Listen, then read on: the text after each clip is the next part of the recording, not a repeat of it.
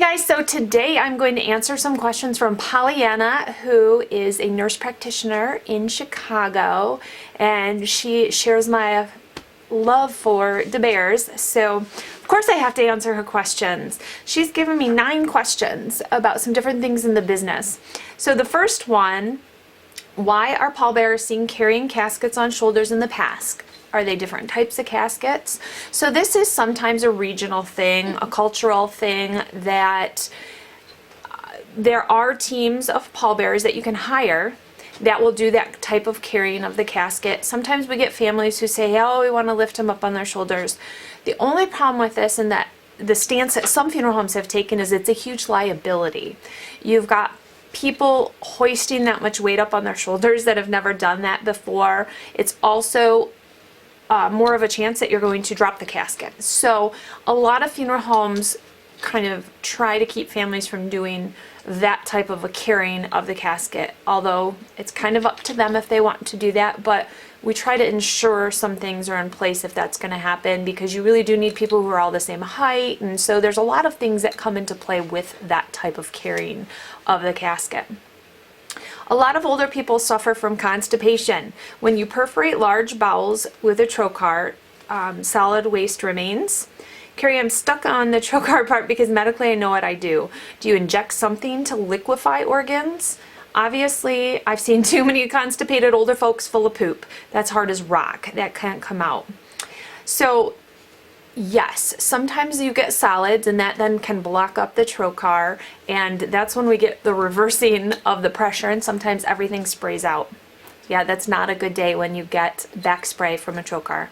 But we don't put anything in to make the feces softer. So a lot of it just comes out or is then treated with the cavity fluid that's come back in, or that's put back in. That's why we try and puncture as much as we can. Number 3, I'm in the medical field, lots of experience with death and dying. I'm so afraid of embalming for myself. Do you think watching an autopsy would help to realize the person is gone and no longer feels pain? I would have to say that seeing an embalming when it's an autopsy body for me was a lot easier to disconnect, and it being more, like you said, medical, more anatomical, and not as much about the person as a whole, because they are more in pieces and you are doing more restoration to put them back together. So it's a little more therapeutic of an action, putting them back together, especially because a lot of those times they're very traumatic cases and a little more sad cases because they're children or accidents or things. So it's very therapeutic to put that person back together for their loved one. Number 4 question, can you apply mascara as part of the makeup? Yes, and I often like doing this because highlighting the eyelashes gives a better representation of the eye. It makes the eyes, well, when you're putting on makeup anyway, you say you want to make the eyes pop. And it does. It gives a little definition to the eyes by cleaning out or touching up with color the eyebrows and eyelashes. Even on a man, it's so important just to clean those eyelashes out to make sure there's no cosmetic on them. There's no, the foundation mutes their coloring to the rest of them. And so you get this kind of washed out look. But when you can clean off those eyelashes nicely or darken them, you really get definition that's needed to balance out the facial structure. Is it true that people euthanize pets in order to bury with deceased person? This makes me angry. Yes, this statement, when I put this on a video, got a lot of lashback. It does not happen often that this actually occurs, but it does happen. And it's not, for the majority of the time when I've known that this has happened, it's typically an old person with a very old animal. And there's nobody else in the family who wants to take in this very old animal who's typically not in good health themselves. And so they would rather euthanize the animal and place them with their owner who they'd been with for 15, 20 years than to, at that point, send them off to a shelter or to bring them into their home and, kind of go through those last few months with the animal. I'm not saying that's okay, but those are the situations I've seen. I have seen where an animal and a human died together in the same situation, and then they've been buried together. A lot of times the animal dies first and is cremated or something and then placed in with the person. I did have once somebody's cat died. They put him in a bucket and saved them for an exceptionally long period of time and then placed the bucket in with the deceased for burial. It was such a horrific smell. I don't know how they kept them in that bucket for so long around, but so yes, it is true, and yes, it does make some people angry.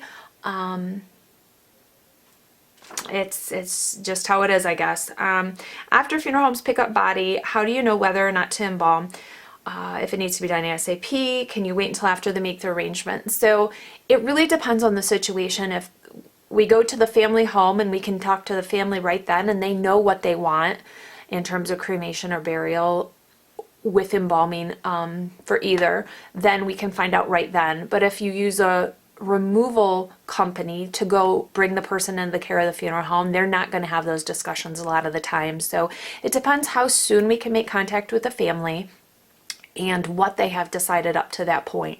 And yes, sometimes we have to wait until the arrangement conference to talk it out and to talk out with everybody in one space what their choices are and what they as a collective want to do.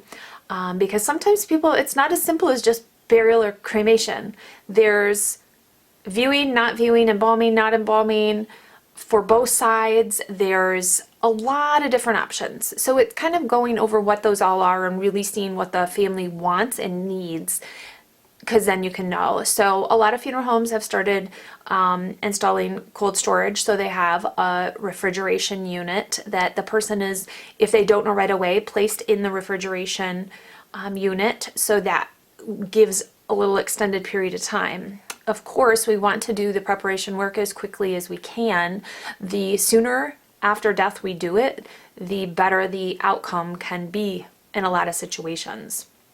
Is water cremation similar to the decomposition that you see on crime stories where bodies are put in barrels of acid to digest or to disintegrate? I took a lot of chemistry and that's where my mind keeps going. So not acid. No, it doesn't like melt off. Well, it kind of does. Everything on the body. It's a lye. So you see that on a lot of movies too, that they were buried covered in lye to decompose the body quicker. And that is what is happening, is that body is decomposing as it would in nature, just at a rapid rate. And so it does liquefy down, but not with heat boiling off that acid does. So it is definitely a little different than that. My brother's baby passed and I wanted to pick her up from the little casket and hold her one last time. Can that happen? What stopped me only was that her fingers were darkening, almost black on tips of fingers. So yes, there's some funeral homes that don't want you to pick up the baby. I'll bring in a rocking chair. I will pick the baby up first and offer the baby to the parents.